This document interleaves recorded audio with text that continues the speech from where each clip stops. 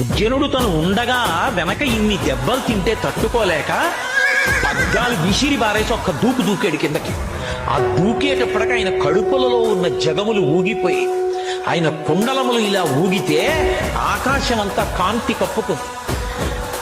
గబగబా చక్రం చేత్తో పట్టేసుకున్నాడు. పట్టనన్నవాడు పరిగెత్తుకుంటూ వెళ్ళిపోతున్నాడు భీష్ముడు రథం దగ్గరికి.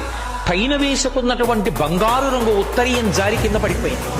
అర్జునుడు ధనస్సు విడిచిపెట్టి కిందకి దూకి, బావా బావా, అర్జునుడు చేతకాని వాడైతే కృష్ణ పరమాత్మ చక్రాయుధం పట్టాడని లోకం చెప్తుంది బావా, కోపం తగ్గించుకో, వదిలేయి వదిలేయి వదిలేయి అని వెంటపడి చేయి పట్టుకుంటుంటే, నేను నీ రథంలో ఎదురుగుండా ఉండగా నిన్ను కొడతాడా అంత?